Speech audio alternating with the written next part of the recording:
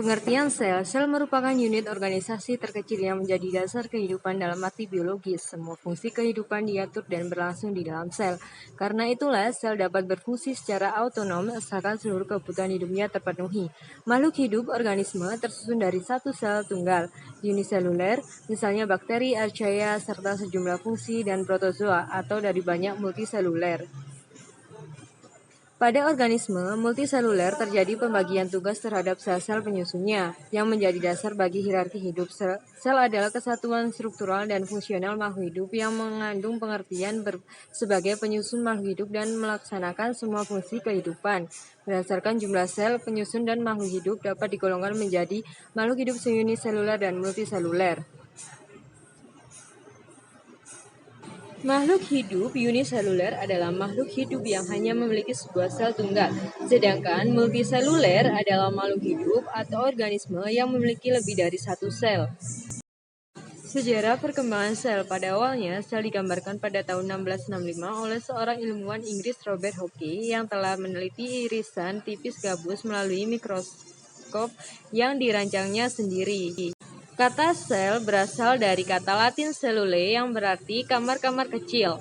Anton van Leeuwenhoek melakukan banyak pengamatan terhadap benda-benda dan jasa-jasa teknik dan menunjukkan pertama kali pada dunia ada kehidupan di dunia lain yang belum pernah dilihat oleh manusia.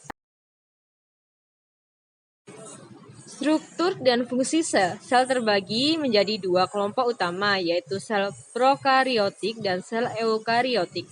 Kedua jenis sel tersebut sama-sama mempunyai perintang selektif atau membran plasma dan sitoplasma. Membran plasma ini menyelubungi sitosol, tempat organel sel berada. Semua sel mengandung kromosom yang membawa gen dalam bentuk DNA dan ribosom yang membawa protein dengan instruksi dari gen.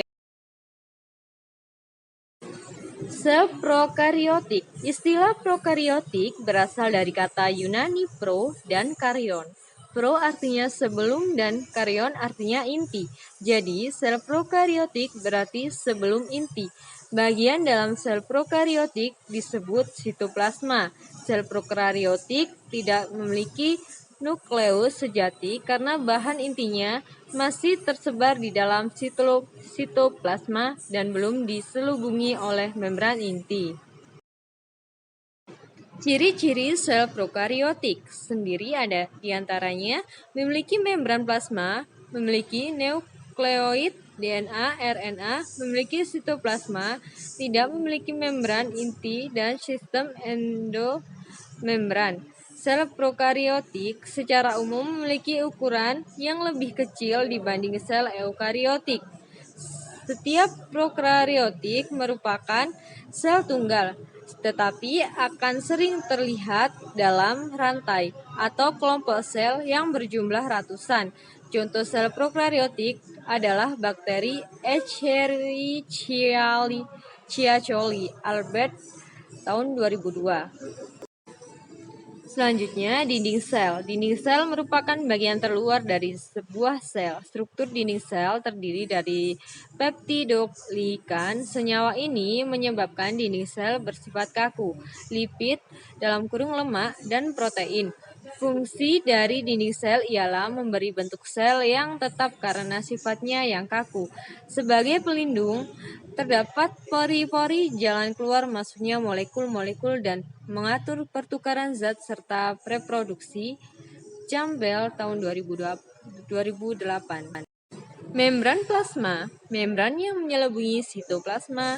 Struktur membran plasma yaitu terdiri dari molekul lemak protein, berfungsi sebagai pelindung molekuler sel terhadap lingkungan serta sekitar dan mengatur transportasi air serta zat-zat terlarut dari luar dan ke dalam sel. Campbell tahun 2008.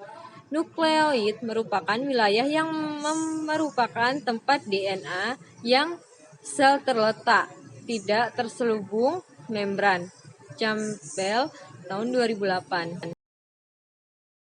Organel yang terdapat dalam sel-sel prokariotik adalah ribosom yang tersusun dari RNA dan protein. Ribosom merupakan tempat berlangsungnya sintesa protein. Campbell tahun 2008. Flagella merupakan organel lokomosi atau pergerakan beberapa jenis bakteri. Campbell 2008. Pili dalam kurung Fimbriae merupakan struktur pelekatan pada permukaan sejumlah prokariota, berukuran lebih kecil dan lebih pendek dari flagel. Pili berfungsi untuk tempat melekatkan diri pada jaringan hewan ataupun tumbuhan. Campbell 2008.